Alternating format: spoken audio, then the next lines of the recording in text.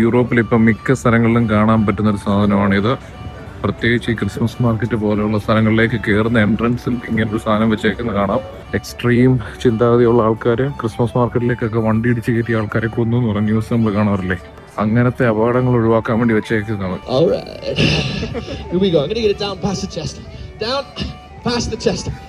കൈ നോക്കാനിരിക്കുന്നു, ഭാവി പറയുന്നത് കേൾക്കാൻ വേണ്ടി ആൾക്കാർ വരുന്നൊരു സ്ഥലമാണ്. നമ്മുടെ നാട്ടിലെ പോലെ തന്നെ കൈനോട്ടക്കാരൊക്കെ ഇവിടെയുണ്ട്. കഴിഞ്ഞ 300 വർഷങ്ങളായി UK ഭാഗമായി തുടരുന്ന സ്കോട്ട്ലൻഡ് എന്ന രാജ്യത്താണ് നമ്മൾ എത്തിയിരിക്കുന്നത്. സ്കോട്ടിഷ് ഭാഷയിൽ ആൽബ എന്നിവർ വിളിക്കുന്ന സ്കോട്ട്ലൻഡ്.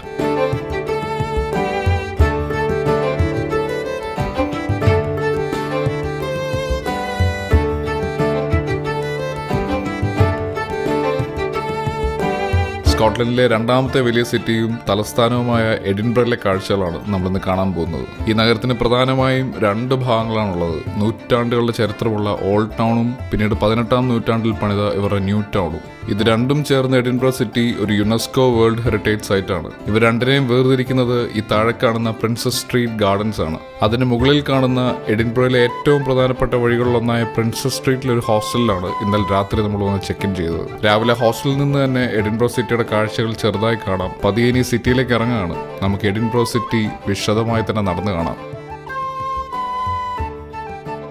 സ്കോട്ട്ലൻഡിലെ നമ്മുടെ ആദ്യ ദിവസം ഇവിടെ സ്റ്റാർട്ട് ചെയ്യാണ്. റൂമിൽ ഇരിക്കുമ്പോഴേ കേൾക്കാറുണ്ട് ഇവിടെ എന്തോ കാര്യമായ പരിപാടി നടക്കുന്നുണ്ട്. എന്തോ നടത്തി നോക്കട്ടെ. ഇപ്പോഴത്തെ UK പ്രൈം മിനിസ്റ്റർ കെയർ സ്റ്റാർമറിനെ കുറ്റം പറയുന്ന കേൾക്കാം.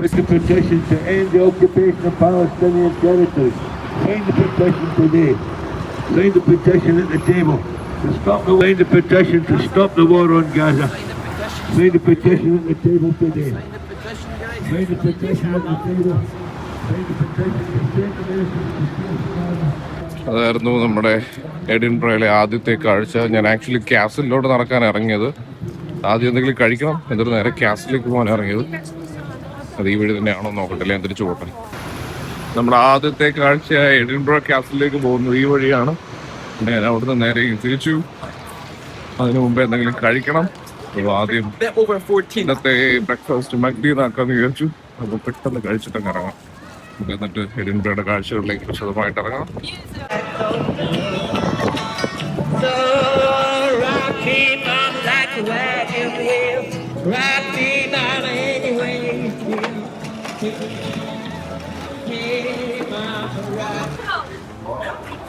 മഗ്ഡിയിൽ നല്ല തിരക്കായിരുന്നു. അതുകൊണ്ട് നേരെ ഇവിടെ തൊട്ടപ്പുറത്തൊരു വേവർലി മാർക്കറ്റ് കണ്ടു. അവിടുത്തെ സബ്വേയിലോട്ട് കയറാൻ പോകും.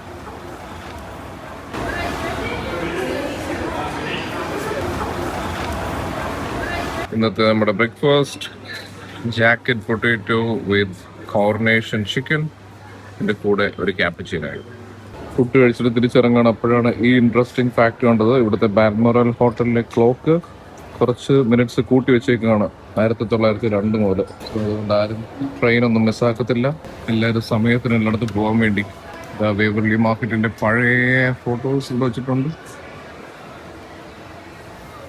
കഴിച്ചിട്ട് പുറത്തോട്ട് ഇറങ്ങിയപ്പോൾ തന്നെ ആരോ സ്കോട്ടിഷ് ബാക്ക് പൈപ്പ് പ്ലേ ചെയ്യുന്നത് കണ്ടു.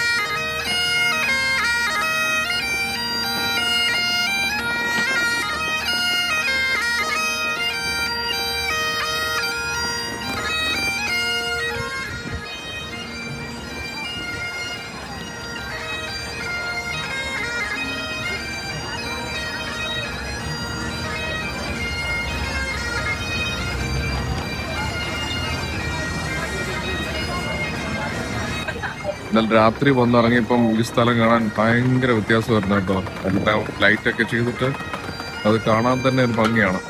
ഞാനിവിടെ വീഡിയോ കാണിച്ചു തരാം.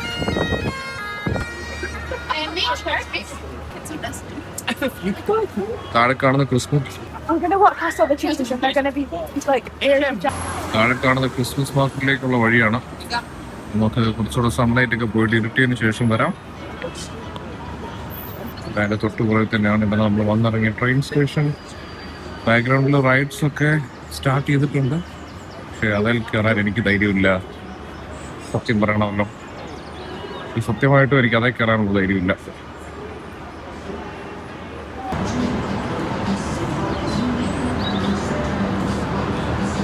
എഡിൻബറയിൽ മിക്ക സ്ഥലങ്ങളും ഇങ്ങനെ നല്ല കയറ്റമാണ് കേട്ടോ. ഇപ്പം സ്റ്റെപ്സ് കയറി ആൾക്കാർ മുകളിലേക്ക് പോകുന്നുണ്ടല്ലേ.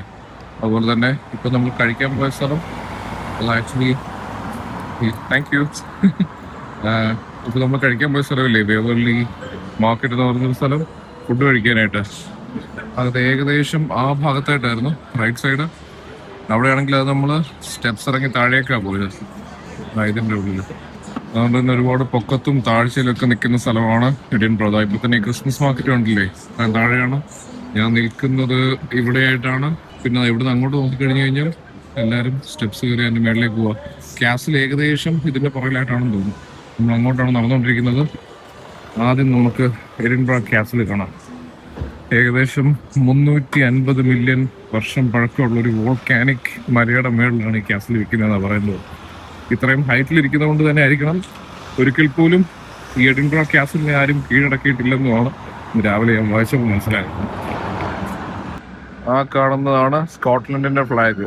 ഈ ഫ്ലാഗും ഇംഗ്ലണ്ടിന്റെ ഫ്ലാഗും നമ്മൾ കഴിഞ്ഞ ദിവസം ഉണ്ടായിരുന്ന നോർത്തേൺ അയർലൻഡിന്റെ ഫ്ലാഗും കൂടെ ചേർന്നതാണ് UK മൊത്തത്തിലുള്ള ഫ്ലാഗ്.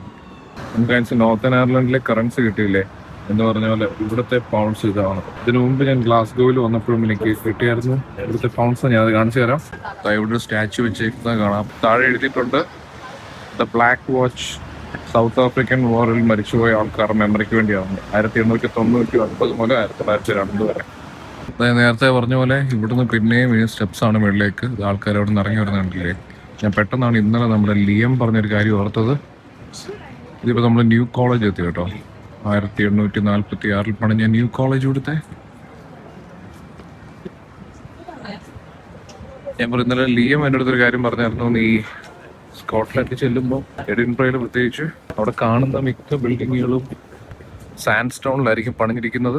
ഇതിൻ്റെ കാര്യം പക്ഷേ അവൻ്റെ സ്ഥലം ആബർഡീൻ, അവിടെ ചെന്ന് കഴിഞ്ഞ് കഴിഞ്ഞാൽ അവിടുത്തെ കല്ലുകൾ കൂടുതലും ഗ്രാനൈറ്റ് ആണ്. അപ്പോൾ ഭയങ്കര ഗ്രേ കളർ ആയിരിക്കും. എസ്പെഷ്യലി ഇവിടുത്തെ ഈ തണുപ്പ് സമയമോ നല്ല ഫോഗി ആയിട്ടുള്ള സമയമൊക്കെ ആണെങ്കിൽ ഭയങ്കര ഗ്രേ ആയിരിക്കും ആ സ്ഥലം മൊത്തത്തിൽ. പക്ഷെ നല്ല സണ്ണി ആയിട്ടുള്ള സമയത്ത് ആ ഗ്രാനൈറ്റ് ഒക്കെ നന്നായിട്ട് തിളങ്ങുമെന്ന് ഇന്നലെ ലിയം പറഞ്ഞായിരുന്നു. ലിയം എനിക്ക് ഒരുപാട് ഇൻട്രസ്റ്റിംഗ് കാര്യങ്ങൾ ഇന്നലെ പറഞ്ഞു തന്നായിരുന്നു.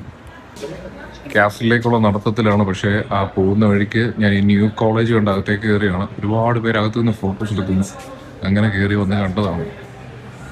നല്ല ഭംഗിയുള്ള ബിൽഡിംഗ്, വർഷങ്ങളുടെ പഴക്കമുള്ള ബിൽഡിംഗ് ആണ്. ഇന്നലെ നമ്മൾ ലിയം പറഞ്ഞ പോലത്തെ ലാൻഡ് സ്റ്റോണിൽ പണിഞ്ഞിരിക്കുന്ന ഒരു ബിൽഡിംഗ് ആണ്. ഇവിടെ അകത്ത് കയറിയപ്പോഴാണ് കണ്ടത്. ഇത് പണ്ട് സ്വെയിൻ്റെ പാലസ് ആയിരുന്നു. ഇവിടെ എഴുതിയിട്ടുണ്ട് 1843 അത് ഡിമോളിഷ് ചെയ്തിട്ട് പണിഞ്ഞ പുതിയ കോളേജാണ്. യൂറോപ്പിൽ ഇപ്പം മിക്ക സ്ഥലങ്ങളിലും കാണാൻ പറ്റുന്നൊരു സാധനമാണിത്. പ്രത്യേകിച്ച് ഈ ക്രിസ്മസ് മാർക്കറ്റ് പോലെയുള്ള സ്ഥലങ്ങളിലേക്ക് കയറുന്ന എൻട്രൻസിൽ ഇങ്ങനൊരു സാധനം വെച്ചേക്കുന്നത് കാണാം. ഇതിപ്പം ഓപ്പൺ ആണ്, പക്ഷെ ഇത് ക്ലോസ് ചെയ്ത് വെച്ചേക്കുന്നത് ഈ ചില ആൾക്കാരുണ്ടല്ലോ, ചില എക്സ്ട്രീം ചിന്താഗതിയുള്ള ആൾക്കാർ ക്രിസ്മസ് മാർക്കറ്റിലേക്കൊക്കെ വണ്ടി ഇടിച്ച് കയറ്റിയ ആൾക്കാരെ കൊന്നു എന്ന് പറഞ്ഞ ന്യൂസ് നമ്മൾ കാണാറില്ലേ. അങ്ങനത്തെ അപകടങ്ങൾ ഒഴിവാക്കാൻ വേണ്ടി വെച്ചേക്കുന്നതാണ്. ഇതുണ്ടെങ്കിൽ പിന്നെ ആരും കാറിടിച്ച് കേട്ടത്തില്ലല്ലോ. ക്യാസിലേക്കുള്ള നടത്തം തുടരുകയാണ്. അത്യാവശ്യം ഹൈക്കുണ്ട്. സമയം ഏകദേശം 2:30 ഒരുപാട് ഇരുട്ടുന്നതിന് മുമ്പ് നമുക്ക് നേരെ ക്യാസിൽ പിടിക്കാൻ നോക്കാം. ഒരു 10-15 മിനിറ്റിൻ്റെ നടത്തം ഉണ്ടായിരുന്നു. കുറച്ച് കയറ്റം കയറുന്നേ ഉള്ളൂ, പക്ഷേ വലിയ ദൂരമില്ല. നമ്മൾ ക്യാസിലെത്താറായി.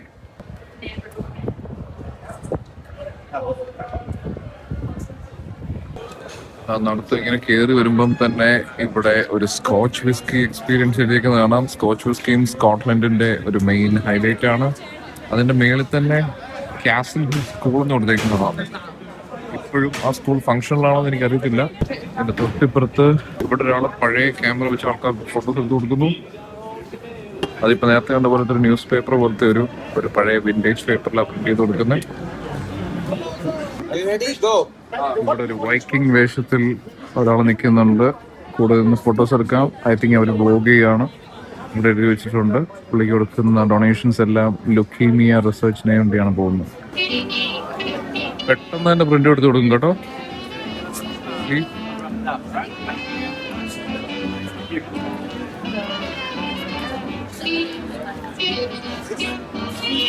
അത്രയും പേര് ക്യൂ ആണ് ഫോട്ടോ എടുക്കാനായിട്ട്. വളരെ ഫാസ്റ്റാണ് പ്രിന്റും വരുന്നത്.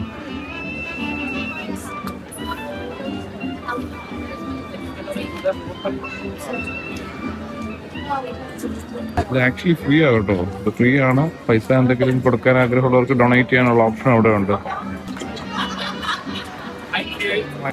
ഞാൻ ഇനി നേരെ ക്യാസിലേക്ക് പോവാ. അധികം സമയം കളയുന്നില്ല. സണ്ണ് പോകുന്നതിന് മുമ്പ് എനിക്ക് ക്യാസിലിന്റെ കുറച്ച് വീഡിയോ എടുക്കണം. അകത്ത് കയറുന്നുണ്ടെന്ന് തോന്നുന്നില്ല. സോറി, ഇവിടെ എന്തോ സംഭവിക്കുന്നത് അതും കൂടെ കണ്ടിട്ട് പോവാം. And it's landed inside of your bag. Have a look, it's amazing. It's amazing she actually checked. Of course it's not there. Who the hell do you think that I'm a street performer, not Jesus.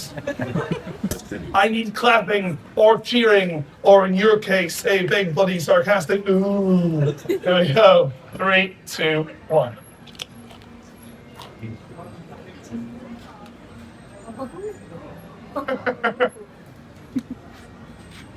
You look so shocked. You're like an Amish villager seeing their first microwave. Okay, this is it. Final trick, last 2 minutes. Anyone leaves now, I'm going to follow you home. And I'll do it again. അവിടെ ഒരു live magic നടന്നുകൊണ്ടിരിക്കുകയാണ്. അതൊരുപാട് നേരം കണ്ടു നിൽക്കാൻ ടൈമില്ല. ഞാൻ നേരെ ക്യാസിലേക്ക് ഇപ്പം അത്യാവശ്യം നല്ല സൺലൈറ്റ് ഉണ്ട്. ആ സമയത്ത് ഞാൻ നല്ലൊരു വീഡിയോ എടുക്കട്ടെ. നമ്മുടെ എഡിൻബറ ക്യാസിലെത്തി. അതുപോലെ തന്നെ റാംസേ ഗാർഡൻ എന്ന് പറഞ്ഞൊരു ബിൽഡിംഗ് ആണ്. പ്രൈവറ്റ് ആണെന്ന് പ്രത്യേകം എഴുതിയിട്ടുണ്ട്. അത് ഈ സൺലൈറ്റ് നല്ല ഭംഗിയുണ്ട് കാണാൻ. നേരെ ക്യാസിലിന്റെ തൊട്ടിപ്പുറത്ത് എഡിൻബ്രോ നഗരത്തിന്റെ ചരിത്രത്തിന് തന്നെ കേന്ദ്രമായ എഡിൻബ്രോ ക്യാസിലിന്റെ മുമ്പിലാണ് നമ്മളിപ്പോൾ നിൽക്കുന്നത്. ഈ നഗരത്തിന്റെ പേര് വന്നതും ഈ ഭാഗത്തിന്റെ പഴയ പേരിൽ നിന്നാണ്. പണ്ട് ഈ സ്ഥലത്തെ ഡിൻ എയ്ഡീൻ എന്നാണ് വിളിച്ചിരുന്നത്. ഏകദേശം എയ്ഡീന്റെ കോട്ട എന്നായിരുന്നു അതിന്റെ അർത്ഥം. കാലക്രമേണ ആ പേരാണ് ഇന്നത്തെ എഡിൻബ്രോ ആയി മാറിയത്. ഏകദേശം 350 മില്യൺ വർഷം പഴക്കമുള്ള ഒരു വോൾക്കാനിക് റോക്കിന്റെ മുകളിലാണ് ഈ ക്യാസിൽ സ്ഥിതി ചെയ്യുന്നത്. അതുകൊണ്ട് തന്നെ എഡിൻബ്രോ നഗരത്തിന്റെ ഏറ്റവും മികച്ച കാഴ്ചകൾ കിട്ടുന്ന സ്ഥലങ്ങളിലൊന്നുകൂടിയാണത്. ഇവിടെ നിന്ന് നോക്കിയാൽ ഇതുപോലെ തന്നെ മറ്റൊരു പഴയ വോൾക്കാനിക് ഫോർമേഷൻ ദൂരെ കാണാം. സ്കോട്ട്ലൻഡിലെ നമ്മുടെ ആദ്യത്തെ ദിവസമായതുകൊണ്ട് തന്നെ ഈ രാജ്യത്തെക്കുറിച്ച് നമ്മൾ അറിഞ്ഞിരിക്കേണ്ട കുറച്ച് കാര്യങ്ങളുണ്ട്. ഇന്ന് UK ഭാഗമാണെങ്കിലും സ്കോട്ട്ലൻഡ് ഒരു കാലത്ത് സ്വതന്ത്രമായ ഒരു രാജ്യമായിരുന്നു. നൂറ്റാണ്ടുകളോളം പരസ്പരം യുദ്ധങ്ങൾ നടന്നിരുന്ന അയൽ രാജ്യങ്ങളായിരുന്നു ഇംഗ്ലണ്ടും സ്കോട്ട്ലൻഡും. 1603 ഇംഗ്ലണ്ടിലെ എലിസബത്ത് രാജ്ഞി മക്കളില്ലാതെ മരിച്ചതോടെ അടുത്ത അവകാശിയായിരുന്ന സ്കോട്ട്ലൻഡിലെ കിങ് ജെയിംസ് 6 ഇംഗ്ലണ്ടിന്റെയും രാജാവായി. അങ്ങനെ ഒരേ രാജാവിന്റെ കീഴിലായെങ്കിലും ഇംഗ്ലണ്ടും സ്കോട്ട്ലൻഡും അപ്പോഴും 2 സെപ്പറേറ്റ് കിങ്ഡംസ് തന്നെയായിരുന്നു. പിന്നീട് സാമ്പത്തികവും രാഷ്ട്രീയമായ വലിയ സമ്മർദ്ദങ്ങൾക്കിടയിൽ സ്കോട്ട്ലൻഡിൽ ശക്തമായ എതിർപ്പുകൾ ഉണ്ടായിരുന്നിട്ടും 1707 ആക്ട്സ് ഓഫ് യൂണിയൻ വഴി ഇംഗ്ലണ്ടും സ്കോട്ട്ലൻഡും രാഷ്ട്രീയമായി ഒന്നിച്ച് കിങ്ഡം ഓഫ് ഗ്രേറ്റ് ബ്രിട്ടൻ രൂപപ്പെട്ടു. പക്ഷെ അതിനുശേഷവും അവരുടെ സ്വന്തം ലീഗൽ സിസ്റ്റവും എഡ്യൂക്കേഷൻ സിസ്റ്റവും ചർച്ചും തുടങ്ങി പല പ്രധാന കാര്യങ്ങളും സ്കോട്ട്ലൻഡ് അവരുടേതായി തന്നെ നിലനിർത്തി. അതിന്റെ വ്യത്യാസം ഇന്നും ഇവിടെ കാണാം. സ്കോട്ട്ലൻഡിൽ നിന്ന് സ്വന്തമായി പാർലമെന്റും ഗവൺമെന്റും ഉണ്ട്. നമ്മളിപ്പോൾ നിൽക്കുന്ന എഡിൻബ്രയിൽ തന്നെയാണ് Scottish parliament. Education, health, justice തുടങ്ങിയ സ്കോട്ട്ലൻഡിലെ പല കാര്യങ്ങളിലും തീരുമാനമെടുക്കുന്നത് ഇവിടെ തന്നെയാണ്. അതേസമയം ഡിഫൻസ്, ഫോറിൻ അഫയേഴ്സ്, ഇമിഗ്രേഷൻ പോലുള്ള കാര്യങ്ങൾ UK ഗവൺമെന്റിന്റെ കീഴിലാണ്. അതായത് UK ഭാഗമാണെങ്കിൽ ഇംഗ്ലണ്ടും സ്കോട്ട്ലൻഡും പല കാര്യങ്ങളിലും ഇന്നും വ്യത്യസ്തമാണ്. ഭാഷയുടെ കാര്യത്തിലും സ്കോട്ട്ലൻഡ് ഇൻട്രസ്റ്റിംഗ് ആണ്. ഇവിടെ നിന്ന് ഏറ്റവും കൂടുതൽ ഉപയോഗിക്കുന്നത് ഇംഗ്ലീഷ് ആണെങ്കിലും സ്കോട്ട്ലൻഡിന് സ്വന്തമായി സ്കോട്ട്സും സ്കോട്ടിഷ് ഗെയിലിക് എന്നീ ഭാഷകളും ഉണ്ട്. നമ്മൾ തുടക്കത്തിൽ പറഞ്ഞ ആൽബ എന്ന പേര് സ്കോട്ടിഷ് ഗെയിലിക്കിൽ സ്കോട്ട്ലൻഡിനെ വിളിക്കുന്ന പേരാണ്. നമ്മൾ ഇതിനു മുമ്പുണ്ടായിരുന്ന നോർത്തേൺ അയർലൻഡിൽ കേട്ട ഐറിഷ് ഗെയിലിക്കും സ്കോട്ടിഷ് ഗെയിലിക്കും ഒരേ കെൽറ്റിക് ലാംഗ്വേജ് ഫാമിലിയിൽപ്പെട്ട വളരെ അടുത്ത ബന്ധമുള്ള ഭാഷകളാണ്. ലോകത്തെ മാറ്റിമറിച്ച ഇൻവെൻഷൻസിന്റെയും ഡിസ്കവറീസിന്റെയും കാര്യത്തിലും സ്കോട്ട്ലൻഡിന്റെ സംഭാവന വളരെ വലുതാണ്. ഇൻഡസ്ട്രിയൽ റവല്യൂഷനെ തന്നെ മാറ്റിമറിച്ച സ്റ്റീം എഞ്ചിന്റെ പ്രധാന ഇംപ്രൂവ്മെന്റ്സ് കൊണ്ടുവന്ന ജെയിംസ് വാട്ട് സ്കോട്ട്ലൻഡുകാരനാണ്. ആ പേരിൽ നിന്നാണ് പവറിന്റെ യൂണിറ്റായ വാട്ട്സ് വന്നത്. നിങ്ങളിൽ പലരും ഈ വീഡിയോ കാണുന്ന മൊബൈൽ ഫോണിന്റെ ആദ്യ രൂപമായ ടെലിഫോണും അതുപോലെ ആദ്യകാല ടെലിവിഷൻ ടെക്നോളജിയും വികസിപ്പിച്ചതിന് പിന്നിലും സ്കോട്ടിഷ് ആളുകളായിരുന്നു. ലക്ഷക്കണക്കിന് മനുഷ്യരുടെ ജീവൻ രക്ഷിച്ച പെനിസിലിൻ കണ്ടെത്തിയ അലക്സാണ്ടർ ഫ്ലെമിംഗും സ്കോട്ട്ലൻഡുകാരനായിരുന്നു. സ്കോട്ട്ലൻഡ് എന്ന രാജ്യം ലോകത്തിന് നൽകിയ വലിയ കോൺട്രിബ്യൂഷൻസിന്റെ കുറച്ച് എക്സാമ്പിൾസ് മാത്രമാണ് തലസ്ഥാനമാണിത്. ഇനി സ്കോട്ട്ലൻഡിനെ കുറിച്ച് ഒരു ഇൻട്രസ്റ്റിംഗ് കാര്യം കൂടി പറയാം. ഇംഗ്ലണ്ടിന്റെ ദേശീയ മൃഗം സിംഹമാണെങ്കിൽ സ്കോട്ട്ലൻഡിന്റെ ദേശീയ മൃഗം ഒരു റിയൽ മൃഗം പോലുമല്ല. യൂണിക്കോൺ ആണ് സ്കോട്ട്ലൻഡിന്റെ നാഷണൽ ആനിമൽ. നൂറ്റാണ്ടുകളായി സ്കോട്ടിഷ് റോയൽ സിംബൽസിൽ ഉപയോഗിച്ച് വരുന്ന ഒരു സിംബൽ കൂടിയാണ് യൂണിക്കോൺ. ഇനി നമ്മൾ കാസലിൽ നിന്ന് പതുക്കെ നീങ്ങുകയാണ്. പോകുന്നതിന് മുമ്പ് കാസലിന്റെ ഉള്ളിലെ ഭാഗങ്ങൾ നിങ്ങളെ കാണിക്കാൻ പറ്റിയില്ലെങ്കിലും കാസലിന്റെ പുറത്തുള്ള ഒരു ഇൻട്രസ്റ്റിംഗ് കാര്യം നിങ്ങളെ കാണിക്കാം. ഇവിടെ പുറത്തേക്ക് തള്ളിയിരിക്കുന്ന ഈ ചെറിയ ഭാഗം കണ്ടോ? പഴയകാലത്ത് കാസലിലെ ടോയ്ലറ്റുകൾ ഇങ്ങനെയായിരുന്നു. ഇനി നമ്മൾ കാസലിൽ നിന്ന് പതുക്കെ ഇറങ്ങുകയാണ്. നമ്മൾ നിൽക്കുന്ന എഡിൻബ്ര കാസൽ മുതൽ താഴെയുള്ള ഇവരുടെ പാലസ് വരെയുള്ള ചരിത്രപ്രധാനമായ വഴിയാണ് ഇനി അങ്ങോട്ടുള്ള റോയൽ മൈൽ. എഡിൻബ്രയുടെ ഓൾഡ് ടൗണിന്റെ ഹൃദയം എന്ന് പറയാവുന്ന ഈ വഴിയിലൂടെയാണ് ഇനി നമ്മൾ നടക്കാൻ പോകുന്നത്. തണുപ്പ് കൂടി തുടങ്ങിയതുകൊണ്ട് പല ബാക്ക് പൈപ്പേഴ്സും പെർഫോമൻസ് നിർത്തി പോകുന്നത് കാണാമെങ്കിലും കുറച്ച് സ്ട്രീറ്റ് പെർഫോമൻസ് ഇപ്പോഴും ബാക്കിയുണ്ട്. ഇനി റോയൽ മൈലിലെ കാഴ്ചകളും കുറച്ച് സ്ട്രീറ്റ് പെർഫോമൻസും കണ്ടുകൊണ്ട് നടക്കാം. എഡിൻബ്രയുടെ ഒരു നല്ല മെമ്മറി ആയിട്ട് കൊണ്ടുപോകുന്ന ഒരു സൊവനിയർ ആണ് കേട്ടോ. പക്ഷെ ഇത്രയും ആളാണ് ഇവിടെ ക്യൂ.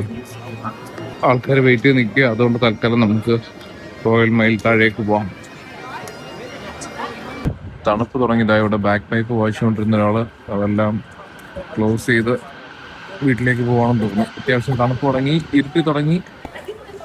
ഈ വഴിയുടെ അങ്ങേയറ്റം വരുന്ന കാസിൽ, അവിടുന്ന് നേരെ നമ്മൾ ഈ നടന്നുകൊണ്ടിരിക്കുന്നതാണ് റോയൽ മൈൽ എന്നറിയപ്പെടുന്ന സ്ഥലം. ഈ ഒരു മൈൽ നേരെ നടന്നു കഴിഞ്ഞു കഴിഞ്ഞാൽ നമ്മൾ നേരെ പാലസിന്റെ മുമ്പിലാണ് ചെന്നെത്തുന്നത്. കഴിഞ്ഞ ദിവസത്തെ വീഡിയോ കണ്ടിട്ടുള്ളവർക്കറിയാം, ഈ ജെയിംസ് കോട്ട് എന്ന് പറഞ്ഞ പോലത്തെ ഒരുപാട് എൻട്രീസ് നമ്മൾ അവിടെ കണ്ടായിരുന്നു. ബെൽഫാസ്റ്റ് നമ്മൾ കണ്ടു. പുറത്തെ ജോയ്സ് എൻട്രിയും പോർട്ടിങ്ങേഴ്സ് എൻട്രിയും പിന്നെ അതൊക്കെയായിരുന്നു queen's entry, wine cellar entry എന്ന് പറഞ്ഞ പോലെ ഇവിടെയും അതുപോലത്തെ ചെറിയ അലിവേസ് ഉണ്ടെന്ന് ഇന്നലെ ഞാൻ കണ്ട ലിയം എന്നോട് പറഞ്ഞായിരുന്നു. പക്ഷേ അത് ഞാൻ ഗൂഗിൾ മാപ്സിലൊന്നും നോക്കിയില്ല. ഇപ്പം ഈ വഴിക്ക് കണ്ടപ്പം ഞാനത് വഴിയൊന്നും കയറുന്നു. പക്ഷെ അവിടുത്തെ പോലെ ഒന്നും അല്ല. ഇതവരങ്ങനെ പ്രിസർവ് ചെയ്യുന്നുണ്ടെന്ന് തോന്നുന്നില്ല. ഇവിടെ അങ്ങനെ ഒന്നും ഫംഗ്ഷനിങ് ആയിട്ട് നടക്കുന്നില്ല. ഞാൻ ആ വഴി നടന്നു വന്ന് എനിക്ക് തോന്നി ഞാൻ ഏതോ പള്ളിയുടെ പുറകിലാണത്. കണ്ടിട്ട് ലൈബ്രറിയോ യൂണിവേഴ്സിറ്റിയുടെ ഭാഗമോ ആണെന്ന് തോന്നുന്നു. ഞാൻ ഈ വഴി തന്നെ തിരിച്ചു പോവാണേ. ഞാൻ വെറുതെ ഈ ഇടവഴി കണ്ട് കയറിയതാണ്. അവിടുത്തെ പോലെ എന്തെങ്കിലും ഇൻഡസ്ട്രി ഹിസ്റ്ററി ഇതിനും ഉണ്ടോന്ന് അറിയാൻ തിരിച്ചു പോവാണ്. ചെറുതായിട്ട് ഇരുട്ടി തുടങ്ങി, തണുപ്പ് തുടങ്ങി. ഈ റോയൽ മൈൽ നേരെ താഴോട്ട് പോട്ടെ.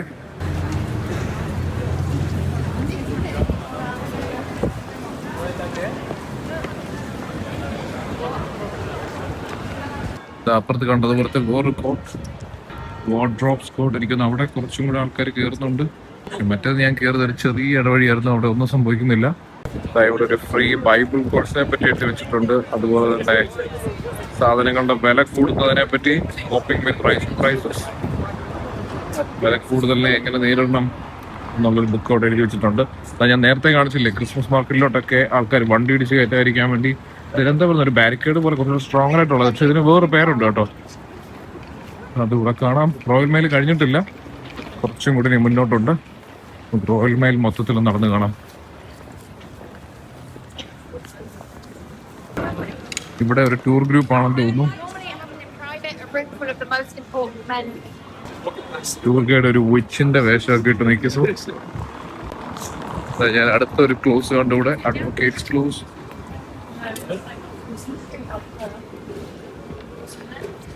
പക്ഷെ നേരത്തെ കണ്ട പോലെ അല്ലോ, നേരെ താഴോട്ട് ഒരുപാട് ഇറങ്ങാൻ സ്റ്റെപ്സ് ഉണ്ട്.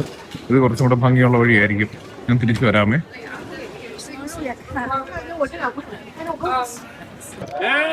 That's good, guys. My name is Kevin. Like I said, I have been performing my entire life. I did grow up in a family of 6 kids, all different dads. My mom kicked my dad out because he was British and he tried to colonize my family. All right. Here we go. I'm going to get it down past the chest. Down past the chest. It is getting a little colder, and this next part is actually pretty hard. In the cold. I'm gonna do it all the way down to the ground, guys. I promise. Well, catch me. Mom and Dad, you guys still cool with this? Yeah, double thumbs up from Dad. You know why he doesn't care? Look, that's not your dad. Ellie, do you know why I picked you? Because I'm your real father. Keep your hands up, okay? It's okay. All right. Yeah, okay, that's fine. Royal മൈലിലെ ആ performance കണ്ട് അവിടെ നിന്നുപോയി. നല്ല രസമുള്ള show ആയിരുന്നു. എനിക്ക് മൊത്തത്തിൽ ഫിലിം ചെയ്യാൻ പറ്റിയില്ല, കുറെ കണ്ടു നിന്നുപോയി. സനപ്പള്ളിക്ക് ചെറിയൊരു ടിപ്പും കൊടുത്തു. ശരിക്കും ഇൻട്രസ്റ്റിംഗ് ആയിരുന്നു. പ്രത്യേകിച്ച് ആൾക്കാരെ കയ്യിലെടുക്കാനും ക്രൗഡിനെ പുള്ള് ചെയ്യാനുള്ള കഴിവ് ഭയങ്കരമായിരുന്നു. അത് കഴിഞ്ഞ് ഇങ്ങോട്ട് വരുമ്പോഴാണ് ഈ കാഴ്ച കണ്ടത്. ഒരു ഗിന്നസ് വേൾഡ് റെക്കോർഡ് ഹോൾഡറിന്റെ ചെറിയൊരു സ്റ്റോള്. കാരണം പുള്ളിക്കാരിക്ക് 18,000 പിയേഴ്സിങ്സ് ഉണ്ട് മേത്ത്. അതിൻ്റെ കൂടെ കൈനോട്ടവും ഉണ്ട്. അപ്പം ആൾക്കാരവിടെ കൈ നോക്കാനിരിക്കുന്നു. ഭാവി പറയുന്നത് കേൾക്കാൻ വേണ്ടി ആൾക്കാർ വരുന്നൊരു സ്ഥലമാണ്. നമ്മുടെ നാട്ടിലെ പോലെ തന്നെ കൈനോട്ടക്കാരൊക്കെ ഇവിടെയുണ്ട്. റോയൽ മൈലിൽ നിന്ന് നേരെ ഇവിടുത്തെ സ്റ്റാർബക്സ് ഉണ്ട്, അങ്ങോട്ടൊന്ന് കയറി ഒരു ചോക്ലേറ്റ് മൂസ് ലാറ്റയും അതിൻ്റെ കൂടെ ഒരു ചോക്ലേറ്റ് മഫിനും പറഞ്ഞു. അങ്ങനെ സ്കോട്ട്ലൻഡിലെ നമ്മുടെ ആദ്യ ദിവസം ഇവിടെ അവസാനിക്കുകയാണ്. ഇന്ന് ഒരു ദിവസം കൊണ്ട് എഡിൻബ്രോ മുഴുവൻ കണ്ടു തീർക്കാനൊന്നും നമ്മൾ ശ്രമിച്ചിട്ടില്ല. സ്കോട്ട്ലൻഡ് എന്ന രാജ്യത്തെ കുറച്ചുകൂടി മനസ്സിലാക്കി എഡിൻബ്രോയുടെ ആദ്യ കാഴ്ചകൾ കണ്ടു. ഇനിയും ഈ നഗരത്തിൽ ഒരുപാട് കാര്യങ്ങൾ കാണാൻ ബാക്കിയുണ്ട്. അതൊക്കെ കാണാൻ നമ്മൾ എഡിൻബ്രോയിലേക്ക് തിരിച്ചു വരുന്നുണ്ട്. പക്ഷെ അതിനു മുമ്പ് നാളെ രാവിലെ നമ്മൾ അടുത്ത സ്ഥലത്തേക്ക് പോവുകയാണ്. സ്കോട്ട്ലൻഡിലെ തന്നെ ഏറ്റവും സുന്ദരമായ ട്രെയിൻ യാത്രകളൊന്നിൻ്റെ കാഴ്ചകളുമായി നമുക്ക് അടുത്ത എപ്പിസോഡിൽ കാണാം.